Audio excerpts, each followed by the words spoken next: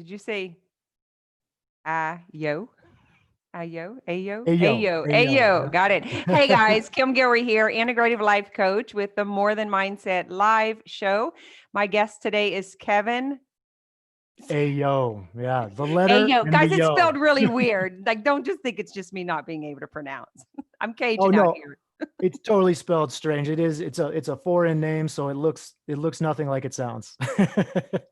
So, we are going to talk all about the scary thing that most of us do not want to experience, and that is our feelings. We're going to talk all about emotions and how societal conditioning has taught us that it's like a bad thing and we shouldn't be experiencing it, especially for the males. And that's really why I wanted to have Kevin on. I thought it was a super important conversation that needed to be had. And I am going to let you take over. I'm going to ask you a few questions, but I really want to hear like what got you on this journey? Like, how did you appear here? We ended up in the same coaching circle. That's how Kevin and I met. And we've had a couple of conversations, really hit it off. And it was like, okay, we need to like really talk a little bit deeper about this. So that's our engagement, how we came about. So how did you come into the coaching world? Oh wow, into the coaching world. I've been a coach for a very long time, but understand I was a fitness coach first. So I really began my coaching career at the action level. And I know what we're doing now is more mindset and emotional based. It's very cogno-emotive. It has a cogno-emotive root into it. What I began was, here's your workout, here's your meal plan, go ahead and do it, right? So it's very action based. It was just like do it, do it. And if people had a problem doing it, I would coach them from that action space. Like, okay, here's how you move, or here's what you eat, here's how you build, prep food and whatever. But what I found was being a coach and this was back in 2002. I mean, almost as soon as I got out of the military, I started coaching. And what I found was over a decade of doing fitness coaching and nutrition coaching with folks, even running my own businesses, running my own gyms, was that no matter how many results, external results, my Hmm. students, my clients got from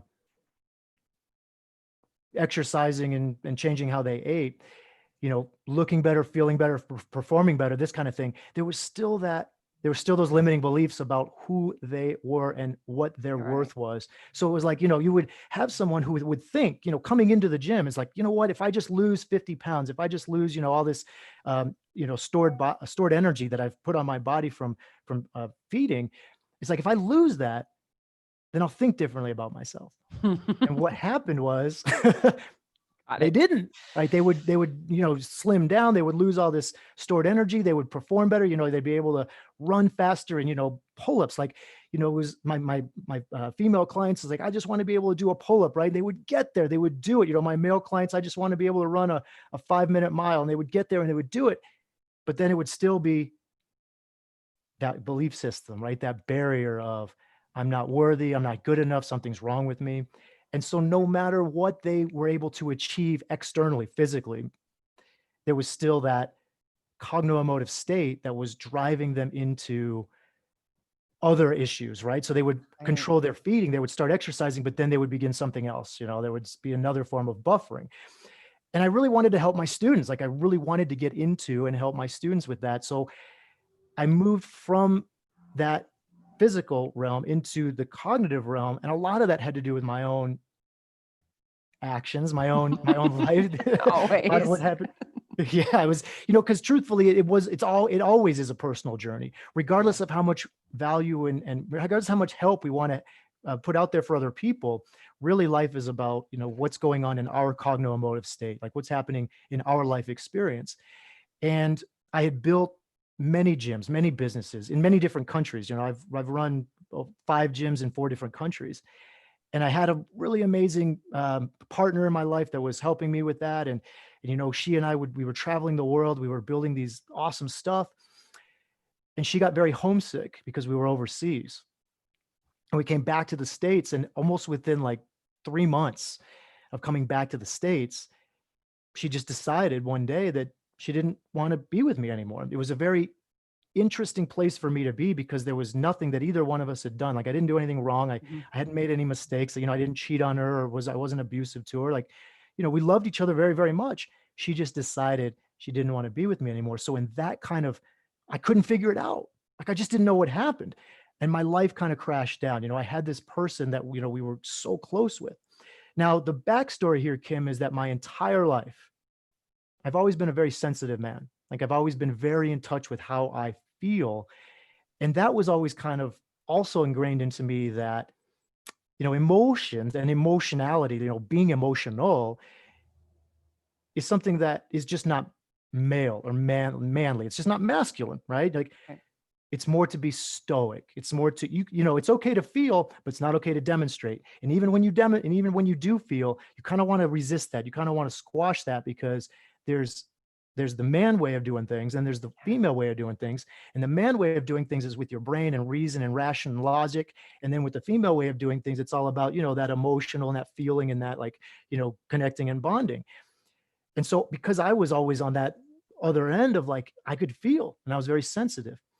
And so because of my sensitivity and because of my desire to help and my desire to please and my desire to really put value, when that happened, it was to me like almost like this what I would Mhm. consider to be a rock bottom place. Now I use the term rock bottom almost hesitantly because I know that it's a term used for a lot of people that are going through real like very deep, struggles and trauma. And to say that I've hit rock bottom when my partner left me may be a little bit, some people may be saying, well, what's his deal, right? But it felt that way to me. As emotional beings as humans are, are Yep. are emotional beings. We cannot deny our emotions. To deny our emotions is to deny the thing that makes us human, right? Right. So in that space, for me, having that sort of this is the worst I've ever felt in my life kind of place, everything was stripped from me. It was like she left, my businesses were gone. I was making this change in my identity, and I felt almost empty, like lost.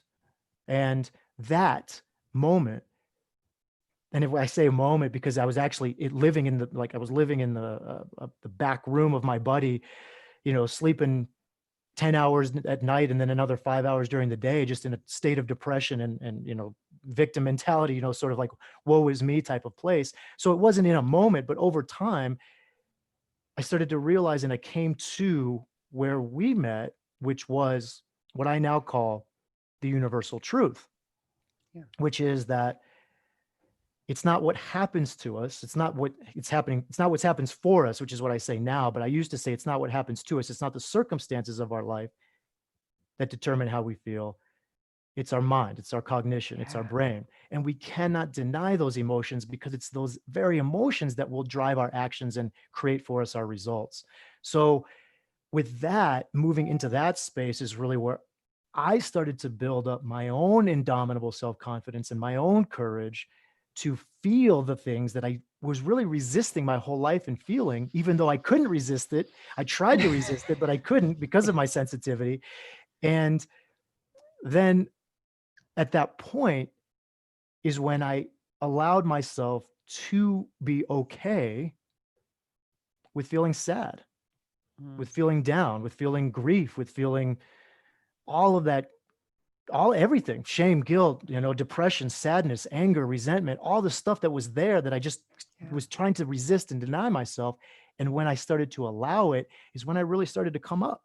It wasn't the resisting. And this is ironic. This could be ironic for many people to hear, and surprisingly even, because most people think it's the resistance of these uncomfortable emotions that will make you stronger. But the truth is, it's allowing Yep. these uncomfortable emotions. And truthfully, emotions are not comfortable or uncomfortable. It's just our subjectivity of them that make them either Exactly. comfortable or They uncomfortable. just are. They just are. They're just vibrations in our cells, right? They're chemical reactions that occur from the neurotransmitters from our brain into our cells. But when I was allowing what seemed to me to be so dreadful, so painful, when I just allowed them to be there and recognize that this is okay, this is totally fine, that is when I was able to come out. I was able to really move myself from that place of self-doubt and not having trust in myself to feel and telling myself I shouldn't be feeling and all of the uh, powerlessness that comes from lack of control over your feelings to saying, look, I'm creating this. So I'm creating good. my thoughts. I can allow these to be there, and it's 100% okay. And the lack of, and the sort of like the movement from transcending fear, my thoughts that I say as a man, I should transcend fear. I should be fearless, to transcending the fear of fear, right? To allowing the fear to be there without being afraid of that fear. That's Yeah. when the indomitable self-confidence started to build for me and really just flooded into my body. And I realized, fear is okay. Fear is 100% okay. And it's so okay that with fear, I can practice self-confidence and I can practice courage, because it's only through fear that we are able to feel confident in allowing that fear and able to feel courage by acting with that fear. Peeking in the dark. What else is there? There it is. And There it it's like is. you're saying earlier with the like not even allowing yourself to be in grief, right? Almost like minimizing it. Like, oh, it was, I mean, other people have had worse rock bottoms. I'm like, screw that. Grief is grief. Grief is It grief. didn't matter if it's your brand new car that got scratched and you had your heart set on it for 20 years and you finally bought it, right? Or someone knocked over your ice cream when you were 4 years old, or your mom died. Like grief is, I've had a lot of loss, and I want to argue with people because grief is the loss of what was. It was the loss of knowing. It was the loss of the dream. It was there's, I don't think we can Totally. put that on anything, but notice how in society we're kind of taught to rationalize that, right? What's worse than the other? I'm like, screw all that. We feel it all. When you're willing to feel, you got to feel it all. 100%. And that's really where it came from, was that, and exactly what you're saying, because as humans, and what emotions are, which are those vibrations in our cells, the feelings that we have that range, we have the sensitivity, right? We also have the range to where, just because I'm feeling grief over this circumstance, over the thoughts that I'm having about this circumstance, and I someone like else the is way you feeling said that. It's not the it's circumstances, not the the thoughts we circumstance, it's have my about the thoughts. circumstance. Totally. And someone else is feeling grief over the thoughts they're having about their circumstance. Right. Circumstances are different, but the thoughts, the chemicals that are coming, the neurotransmitters that are coming and flooding into the cells of our body is the same. So it doesn't matter the circumstance that we have thoughts about, it's the thoughts that are even different, but the chemicals that are creating that same feeling. Because as humans, we feel the same. We have the same cellular vibrations, regardless of what the circumstances that we're thinking about. And our brain doesn't know different. No. It only knows like it's as bad as it is. It doesn't recognize that it's real or not real. Like, I mean, I could sit here for 20 years and worry about my kid getting killed. And every time he walks out the door, and my brain does not know, my body does not know the difference. Like the difference here, I just feel that as if it happened. Right. And people try to dilute even that. Like you shouldn't feel that way, but I do. And I didn't recognize it was my thoughts. And now I can change it. Right. But it's so frustrating when someone is just saying that it's that, and we don't have the understanding of that chemical sensation. Like we don't Yes, really comprehend emotions, feelings, like what they really are, and we give them so much more power. we do. And the fascinating thing is what I do in my practice with my students. The fascinating thing is that I teach my students that who they are, who you are, who I am as a human, is so much more powerful than the vibrations occurring in our cellular organic machine. I mean, because all that is like a chemical reaction. It's like pouring salt into water to create salt water. And we watch that chemical reaction and we don't think anything about it. But when we pour neurotransmitters into the cells of our body, we subjectify that in such a powerful way. And we give it so much more power than ourselves and who we actually are, in terms of our ability to create that and control that, and even So allow let's that once it's there. Yeah, so let's bring the story around here because this is a great point of, first of all, it's not okay to feel feelings as a guy, right? Like that's the beginning phase of it. That's how it starts. That's the social conditioning. That's the Like it's conditioning. not normal, right? That's a girl thing or whatever it is. Even for us, that was turned off, but it goes there. Like we're saying that, like it's okay to feel. And then we're saying it's really nothing, those feelings. Like, so I Mhm. want to like bring it in for people who are like, wait a minute, guys. It sounds like y'all are missing something because it is such an untalked, untouched subject. What we're saying right now is yes, emotions are valid, thoughts are valid, actions are valid, everything is valid. We're not diluting that. And No, at the same time, we have to recognize that we're making those feelings everything. We feel it and then we think something about it and then we lock and then we get stuck. So I'm going to let you explain it in your way because I think it's fascinating to have the conversation, and I love that we have the male female thing going about it. Where you're coming from, and then I was recently told a coach, I was like, I'm done with the pansy stuff. Like, just give me the meat and potatoes. I'm ready, like, to man up.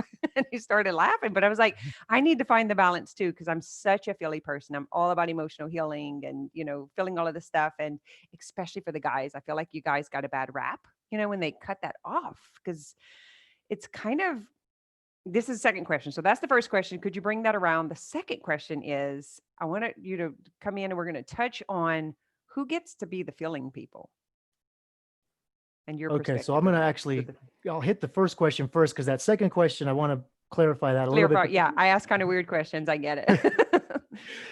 So the first question, yeah, I mean, again, scientifically, scientifically, what is an emotion? Emotion is a neurotransmitter, right? It's a chemical that releases from the brain. And we can even identify these, dopamine, serotonin, norepinephrine, like we can identify an emotion. A feeling is when that emotion comes into the cells of our body and it enters, it kind of locks into the cell, and like a key, it opens it up and goes in there and it causes a vibration and a chemical reaction. So our feelings essentially, they vary, they range in sensitivity, they range in intensity, whereas our emotions, they vary in kind because there's actually a different chemical that's being released. That being said, scientifically, and we look at that neutrally, like salt and water and so on, I don't want to subordinate feelings. I don't want to take our feelings and say they're just nothing, because as humans, as emotional beings, Yeah. it is the emotional experience that we have that subjectifies our life. When life is good, it's because we feel good. And when life is bad, it's because we feel bad. Now, of course, we think when life is good, it's because of something happening outside of us is good. And when we Yeah. like outside of us, it's only the Oh, you're freezing on me. based on the way we think outside of our body. So I don't want to subordinate emotions, because if I do that, then I'm just basically pushing stoicism.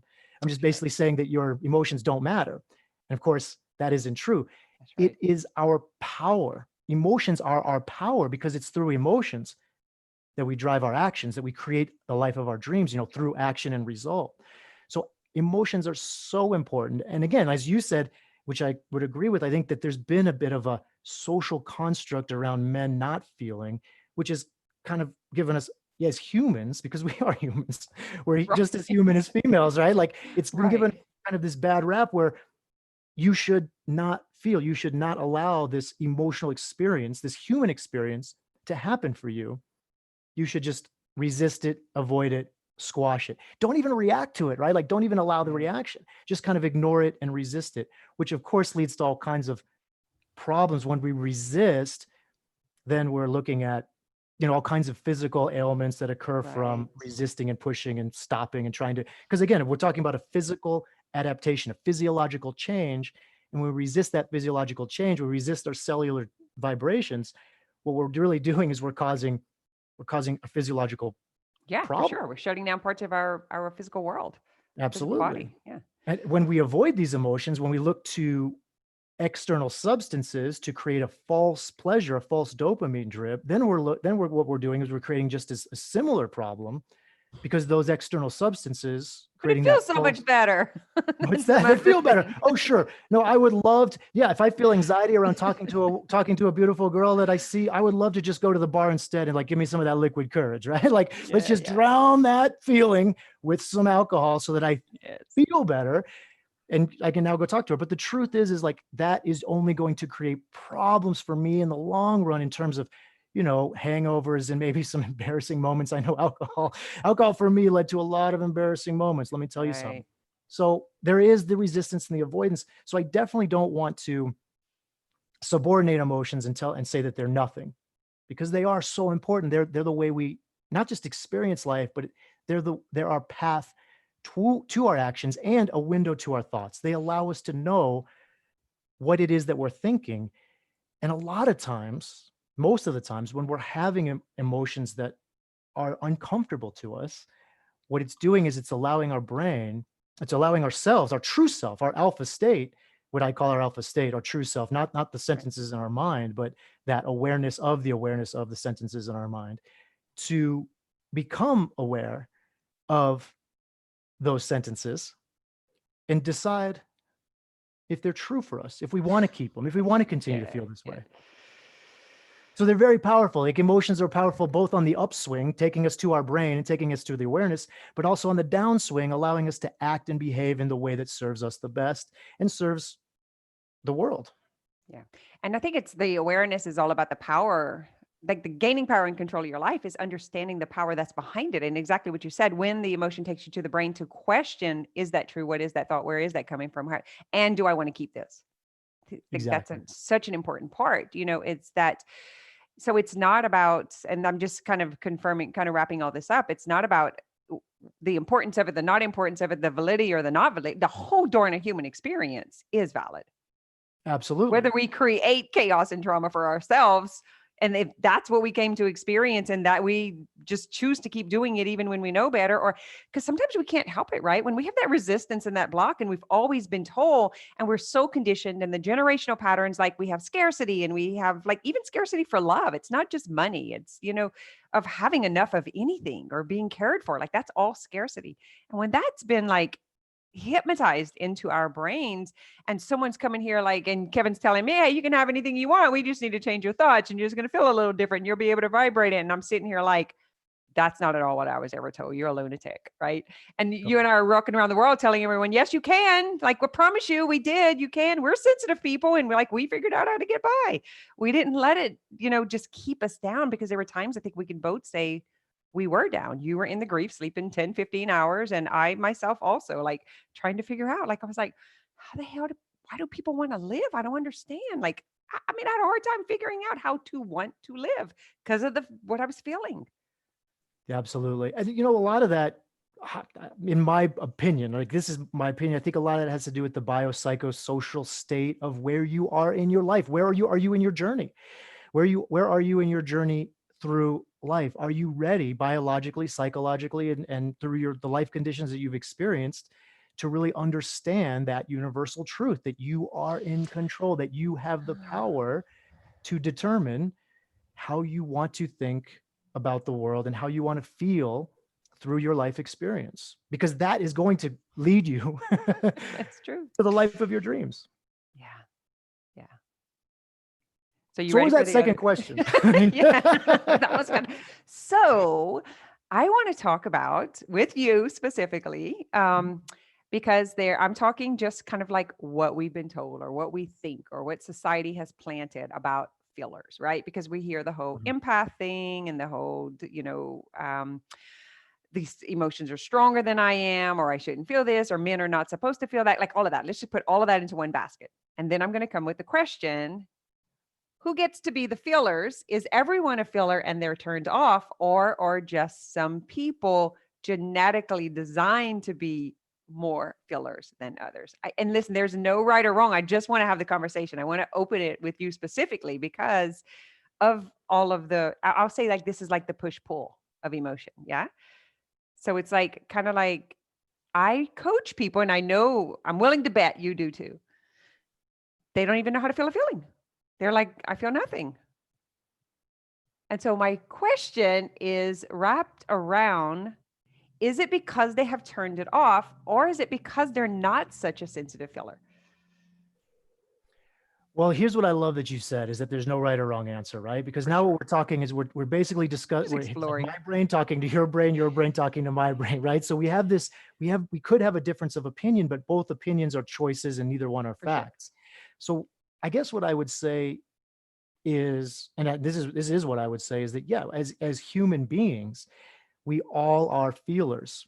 Now, that being said, if there is a biological impasse, like if there's something actually occurring in the brain, in the organism, in the structure and function of that physical gray matter, then there could be a potential for these neurotransmitters to have a reduction in being released, or and on the other end, when we talk about states of being, then there is the addiction to a certain chemical constantly being released.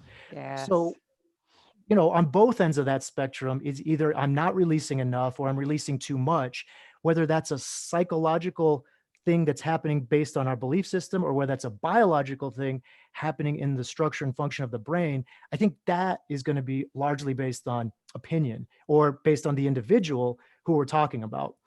But to answer your question directly, as humans, we are emotional beings. So we are feelers. We are all feelers. And if someone, if a human being is not feeling, then the first place I'm going to go, because I think it's very unlikely, I think it's very rare that there's actually a biological impasse. The first place I'm going to go is to say that that individual has practiced not feeling, has practiced turning off their emotions for one reason or another, because it's their belief that they shouldn't feel and they've practiced that resistance. So it's not so much about I don't have the capacity, I have a genetic problem, or I am innately not a feeler. It's more that you have chosen through safety, right? Through security, for For some sure. reason that your brain was telling you Always, safe, always. Yeah. to reduce or eliminate the sensitivity that you have around the vibrations in your body. Yeah. So it's a choice that people have made consciously or unconsciously. Right. And That's the key though, consciously or unconsciously, because as a child, having endured enough, right, then that's where I think the addiction to the certain emotion and chemical response comes in. Like that, it's like 100%. that becomes the new norm.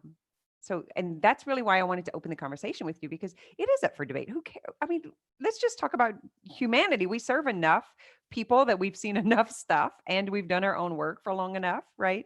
And I know you and I both attract some tough cases, and it's like, so we get to see all of this. And I think it's fascinating. It's like, I, I just love the impact, the resistance, and then the addiction to it, and Yes. all of the dynamics that comes into play because of that. Because people walking around being victims of their feelings, it's tough. And truly believing it and being hooked on that, like that has complete control of everything without realizing that actually we do. We Yeah. can direct that. We can change. Like we can turn on desire. We can turn Yes. off desire. Yes. We can And we can turn turn on. on depression and turn off depression. I'll take you one step further, Kim, and say, like, look, society is trying to remedy emotional feeling with external pills. Like they're saying, like, look, you shouldn't be Sure. depressed. You should not feel sadness. And you know what? You shouldn't feel sadness so much that we're going to go into a laboratory and create a pill so that you never have to. And I think that Yeah. that's doing humanity such a disservice, because sadness is a part of our life. Sadness allows us Mhm. to feel good when things are good.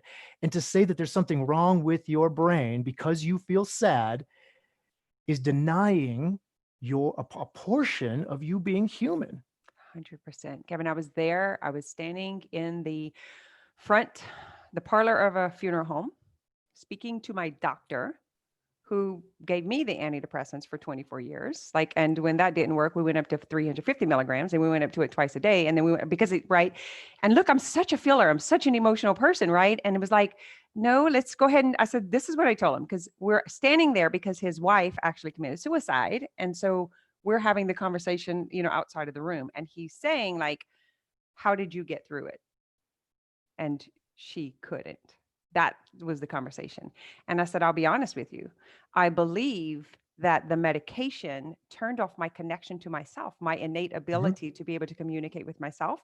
And it's almost like I felt the conversation was, hey, your emotions are too rough for you. So we're going to go ahead and just turn them off. And he's kind of like, well, that's kind of exactly what it does. And I was Mhm. like, did not work. And so I just kept taking more and more and more, trying to fix it. We're going to get to these questions when the recording's off, but coincidentally, we're standing at the funeral having the conversation because that was his wife. I was his patient. He went through, I mean, I left the back. There was one time where I couldn't go through the lobby of the office. I was crying so much. I was so depressed. I mean, I just couldn't figure this out. And it was just more medication. And I was like, I can't go through the lobby. And they let me out the back door. I was going and like put myself in a mental place. Like there was something wrong with me. I Yeah. can't get it together. These feelings are like bigger than me. I mean, the intensity of that. So I'm 100% with you on this. Yeah.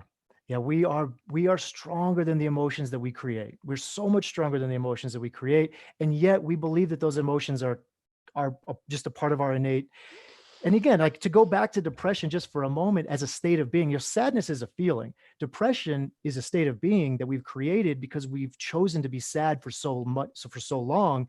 It's the same. So it's like we're flooding those cells of our body with the same neurotransmitter over and over again, and becoming addicted to Right. that feeling, such that now we think that we are just that That's feeling. our norm. I That's our remember norm. walking into the priest, the counselor's office, the psychiatrist, every single one. I went to all of them. I remember walking in and asking the question. I was like, I don't know if this is a dark night of the soul. I don't know if this is like spiritual oppression. I don't know if this is because my mom was depressed because she left her kids. So surely she was depressed, right? So it's like there's something wrong with me. Or I don't know if it's a hormonal imbalance because I had a full hysterectomy at 29 years old. And so I would walk in with the three questions to the naturopath, to the functional medicine, to everywhere as I went. And they're like, it could be any of the three. No one ever told me it was my thoughts. Yep. No one ever told me that I None could of the change above. that. Right. And I was like, and now why is it today? I don't know how old I am, but I'm over 50 and I'm not on hormones. I'm not on any of the 8 medications that I was taking. I'm not, and I am completely connected and I am not depressed. Yeah. Yeah. 100%, because that And I want homeostasis to is live. moved back. That's Yeah. crazy. Like, Say again. and I want to live. Like I was trying Right. to, but it's, of course we don't want to live when we're not connected to ourselves. We're like so disconnected. We're already not wanting to be here and not wanting to be in our body, right? And not wanting to experience the experience of humanity, the experience of life. It's too hard. It's too tough. It's like, this sucks. And we can't see anything else because of the addiction to the sadness. I'm going to go one step further and really challenge your brain here because I'm putting depression in all of the lines. I think it's a circumstance. I think it's a thought. I am depressed. And then we feel depressed. And then we take depressed actions. Oh, we go lay down, we sleep 15 hours, right? And then the result, we are depressed. Sure. So what's the challenge to my brain? Yeah, I'm saying I'm going to take it out of it's just that. I think it's all of the above. I think it Oh, fits in sure. Certainly. any. I think it fits in any of it. Certainly. Yeah, because absolutely. You're creating that result. You're taking actions. I mean, actions are math, right? Actions are physics, force times distance over time. But certainly we can look at those actions and say these are actions from that From state of depression. Yep. depression. And I do love that you put in the C line as well, because we do create that circumstance when we become chemically addicted to those neurotransmitters. Yes. And then it becomes a circumstance for us. Now, that doesn't mean it's a permanent circumstance, just like what our weight is not a permanent circumstance. We can always change that. But when we have done that to ourselves repeatedly, over and over, with those recycled thoughts and flooding ourselves with those emotions, with those neurotransmitters, then now the cells in our body, just like the cells in our body build up insulin resistance that leads to diabetes, they can build up sadness resistance that leads up to more sadness necessary to hit that new norm, which is now the state of being we know as depression. And the thing about it is, to get out of that, to again, what we've just discussed, to move away from that, is not with a synthetic pill to prevent the reuptake of whatever that serotonin, right? It's not, we don't want to chemically trick ourselves into false pleasure. What we want to do is cognitive mastery, gain control over our thoughts, gain control over what we're thinking through the awareness of the emotional ownership, by knowing that we're creating how we feel, and it's our feelings that are created by our thoughts. And it That's the sounds so part we don't simple, want to but it's hear not. because we can't What? see it. And we Yeah. really should say conscious, unconscious thoughts, Yeah. because that's where I think the hang up gets. It's like we think we're so aware, right, of it, but we are not aware of the unconscious thought. We're not aware of that story that's running. It's just the story we've always heard. Like I'm saying about my mom or my, whatever. It was just the story. And I did not at the time believe that I could not be depressed. Like I thought it was a life sentence. That's what I was told. Yeah. It's like, it's no big deal. You'll just be on the medicine. Like the medicine will fix that. But I was like, but it's not fixing it. So now what? Like, surely I'm broken. I'm different. There's something wrong with me. Then started doing health consultations and found out that every other person was on the same cocktail as me in my area. They were all on antidepressants. They were all on Adderall. They were all on Zoloft and or Wellbutrin or Prozac, as well as Xanax, Mhm. Everything. Klonopin, all Yeah. of it. I'm telling you, all of it. I had like gobs.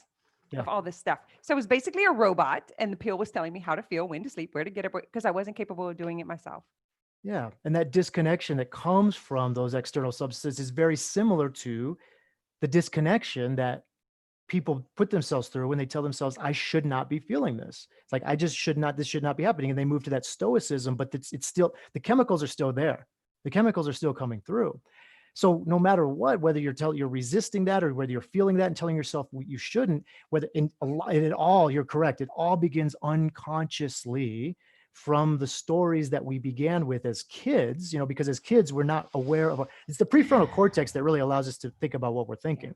And the prefrontal cortex doesn't develop fully until, late teens, early 20s. So we're talking about Yeah. an entire It was all 2 decades of Yeah. unconscious stories that are that we create in our brain that are now driving our emotions and driving our life. But even when we do become aware, the awareness of our thoughts, we just start to think, well, this is just who I am. I'm just a sad person. I'm just a depressed person. I need All to the fix time. this. I need to go get a pill. So it's even beyond the consciousness, whether it's conscious or unconscious.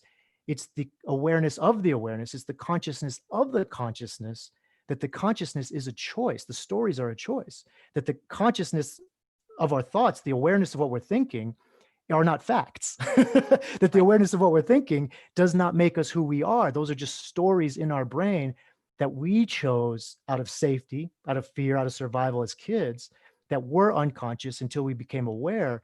And once we become aware, we have to know that we can change those, because a lot of people become aware and just don't think they can change them, just believe that Right. that's who they are, that they are the sentences in their head.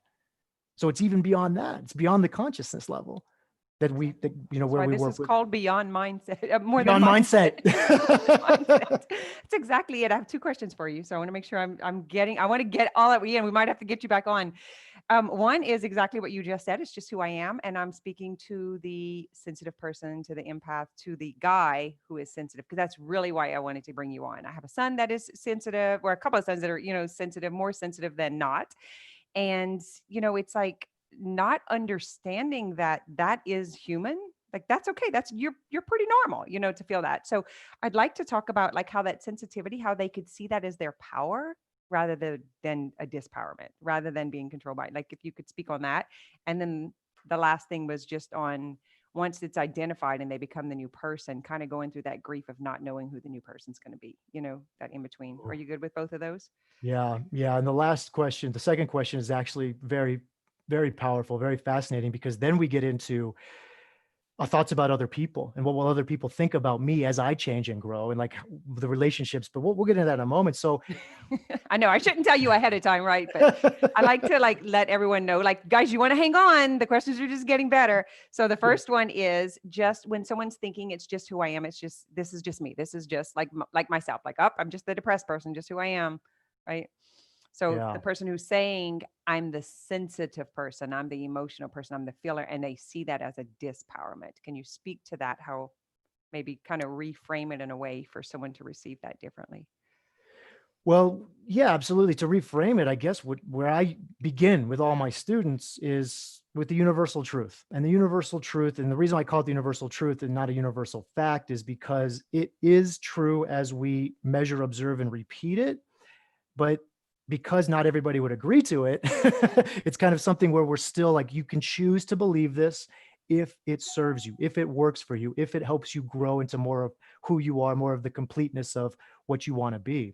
So the universal truth is that circumstances are neutral. Of course, I'm explaining this to your audience because I know that you know this, but circumstances are neutral until we have a thought about it and we choose our thoughts. Our thoughts are subjective. A lot of times we are unaware of the thoughts that we're choosing because of that unconsciousness. Now, when people do become aware of their thoughts and saying, okay, I'm a sensitive person, right? I'm a feeler. I'm somebody who feels emotionally. If they are thinking that that is a disadvantage, if that is something that's not serving them, then I want to continue to explain that it is only through emotion. It is only through how you feel that will drive your actions. And we can demonstrate this over and over again Oh, with, yeah. what do you do when you feel this? What do you do when you feel that? Like, look at, it's essentially self-awareness. It's observing yourself from beyond yourself, saying, okay, what am I feeling? And rather than feeling that and simply being in that space of emotion, what is this emotion driving me to do? And honesty, brutal honesty, is so important here, because a lot of times what we think the emotion is doing and what the emotion is actually doing are two different things. Right. So there's a lot of coaching, there's a lot of awareness, there's a lot of introspection and looking at what it is that these emotions are doing for you in terms of your actions. But the most important thing in terms of if you're thinking like, well, my sensitivity is a disadvantage, it's to understand that what you feel is creating your experience. It's not coming from outside of you. So what you feel is your power. What you feel is what's going to determine how you live your life, how you experience your life, what your life is going to be like. It's not, and again, we mentioned that earlier, but to go, deeper into it, separating the circumstance, separating what's happening outside of you, the circumstance, from what's happening inside of you, your cognitive state, and recognizing that it is that cognitive state that you have control over, that you are able to control, and that you are driving all the results in your life from that, is not just a matter of extreme empowerment, but also extreme responsibility. Yeah, Because now exactly. everything that's happening in your life, all the actions you're taking, all the results you're getting are 100% in your power. Now, if you're not feeling emotion, right, on the flip side, for the guy that's saying, well, my sensitivity is keeping me back, holding me back, disempowering me, then we look at the opposite. Like, so what about the men or the women that are desensitized, that are not feeling? What is happening for them is that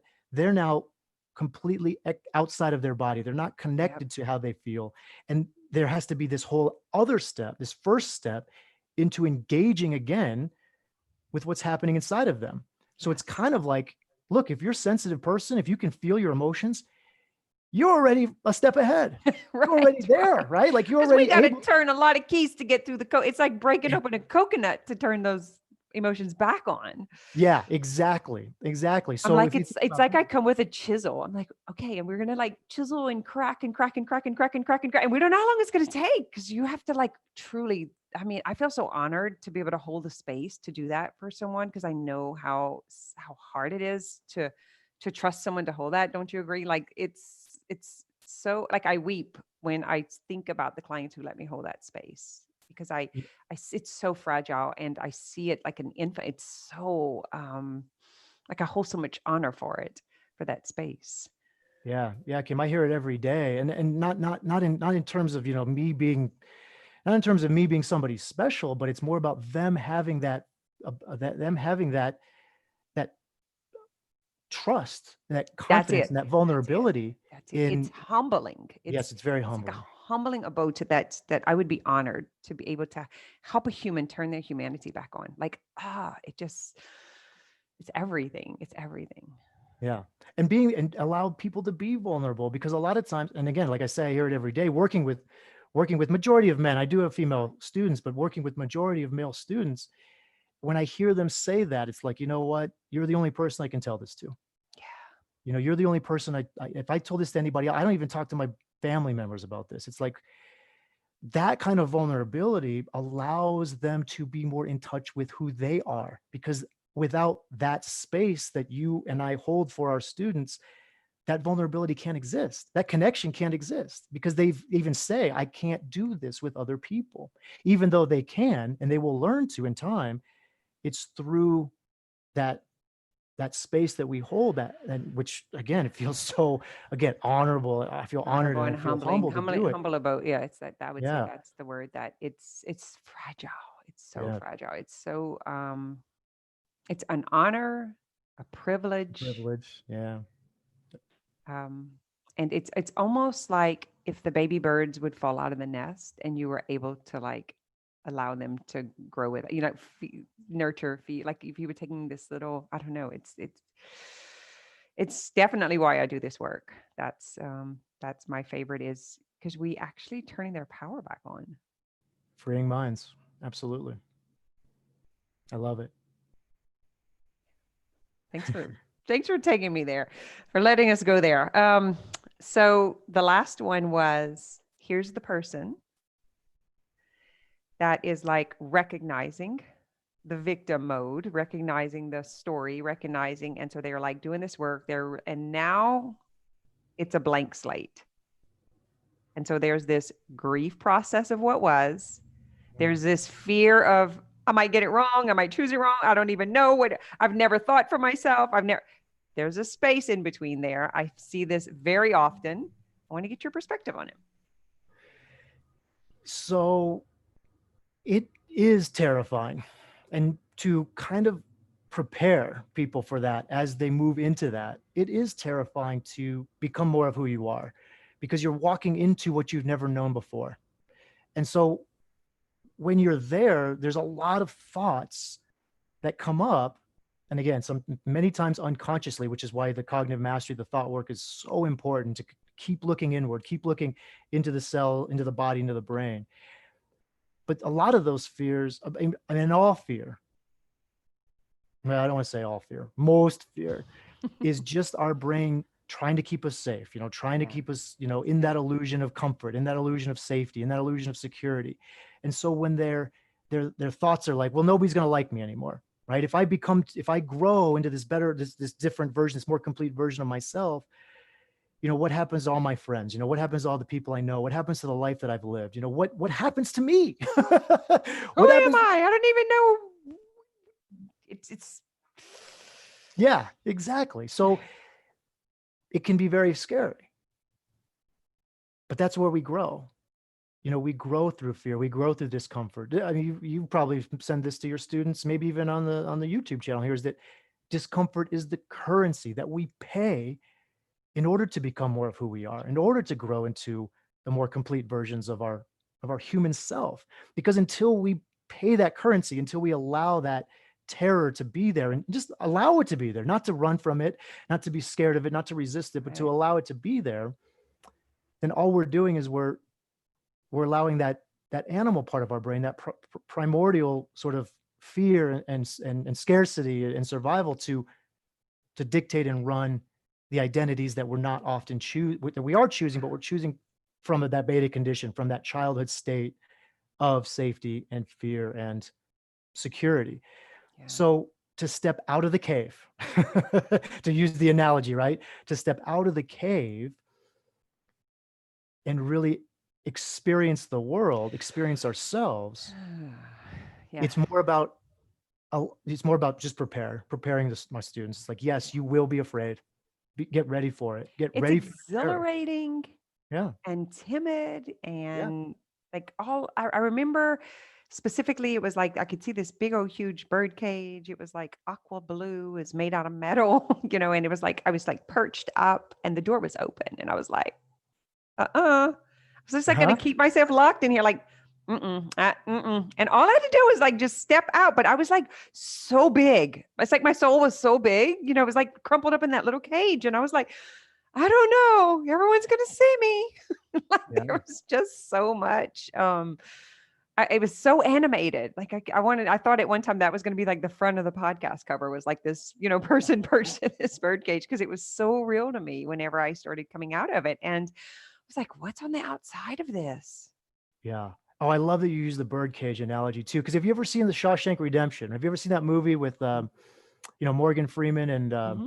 oh, I can't remember the other actor's name, but they talk about institutionalized, right? They talk about Yes. being in that prison for so long that you just don't know anything else. And then when you are set free, like, what do you do? I have no idea. I just wanted to commit a crime to go back. Tim Robbins. Tim Thank you, Robbins. We thank you, have Susan. some Yeah, it's visitors. beautiful.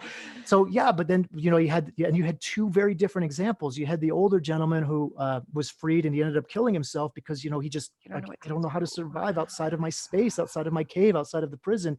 And then you have Tim Robbins, get busy living or get busy dying, right? It's like I want to get busy living. I want to get out there and experience and get back and have that. So I love that you use the birdcage analogy because it is so true. Like we are locked in a prison of our thoughts. We're locked in this prison of what we think is true for us.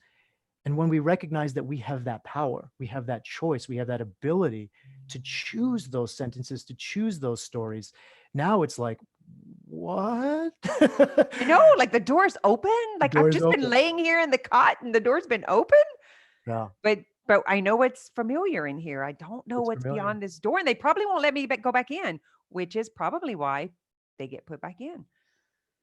Yeah, The it's like, new and fools get back it into. was like, it was It's Brooks or so easy. something. Someone telling me what to do. I don't have to make their own decision. I don't have to. It's like I'm willing to surrender. Like me, I like to go to the airport because it's like I'm not in control. It's the only time I'm not in business. I'm not in control of the family. It's up to the pilot to take me wherever. It's like that Yeah, going back to not having to make decisions. right. Turning off the lights. Let's just go back to Gosh, this is unconsciousness. such a good Let's just go back conversation. to whatever. Yeah. Yeah.